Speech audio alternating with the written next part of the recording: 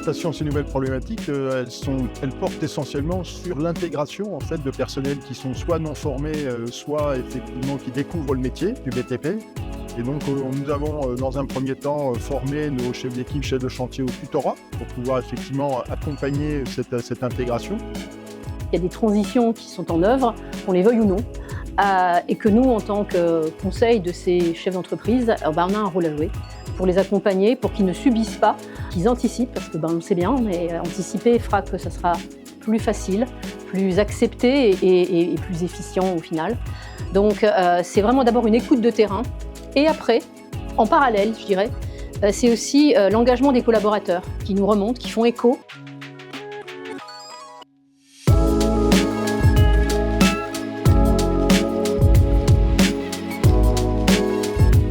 Je pense qu'il y a vraiment deux mondes qui doivent se rencontrer. On a d'un côté l'expert environnement ou sur les questions sociales et sociétales qui aura un vocabulaire très précis, très technique sur des questions qui sont compliquées, qui nécessitent d'avoir pas mal de formations sur le sujet. Et on a une montée en expertise d'un côté, donc des experts qui ont un vocabulaire assez compliqué, et de l'autre, on a les gens qui vont faire, des gens qui sont dans différentes entreprises, différents métiers, qui eux vont très bien savoir ce qu'ils font au quotidien, mais qui ne vont pas savoir comment s'y prendre pour adapter leur métier en conséquence, leurs gestes au quotidien et pour les rendre plus durables. On a mis au regard la transition écologique et l'évolution des compétences des salariés et comment vous pouvez faire pour impliquer les salariés dans cette partie-là, que les salariés aussi soient animateurs de cette vision-là, notamment avec la grosse partie RSE et transition écologique, notamment avec des groupes participatifs où ils sont force de proposition et dans la mise en place aussi de ce qu'ils proposent, et puis la formation pour l'évolution des compétences par rapport à ces nouveaux métiers. Alors ce matin, on a été sollicité par le MEDEF pour intervenir concernant la RSE et comment on le ressentait vis-à-vis de nos personnels et comment on a mis en place toute la démarche RSE. On a pu échanger sur les bonnes pratiques. Nous, on a présenté notre label, mais on a aussi vu que les entreprises qui sont intervenues avaient aussi leurs propres outils et aussi leur propre domaine d'intervention. Et voilà, ça a permis de faire un échange et de s'inspirer ensuite des différents outils.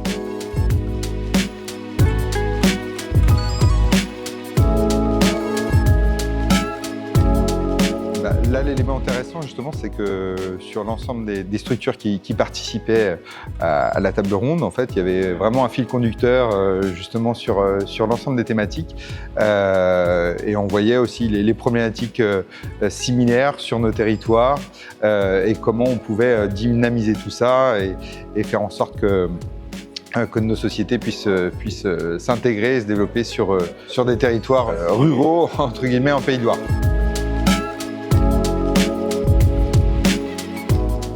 Donc l'État soutient un certain nombre de dispositifs pour accompagner ces évolutions de compétences, ces évolutions de métiers en lien avec les différentes transitions, donc que ce soit la transition écologique, la transition énergétique et la transition numérique.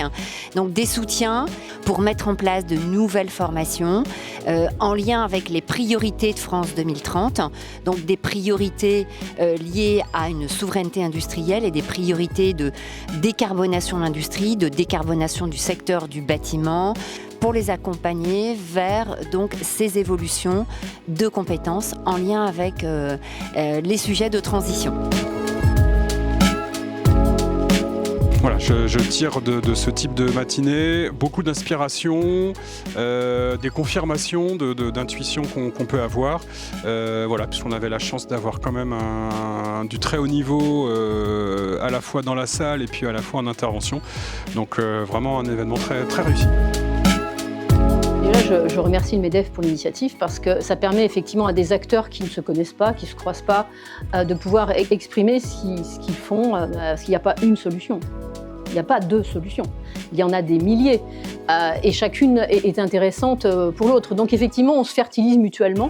Donc c'est extrêmement précieux de varier les regards parce que les voix seront nombreuses et s'il y a bien une vérité, c'est qu'il faut se mettre en action par contre.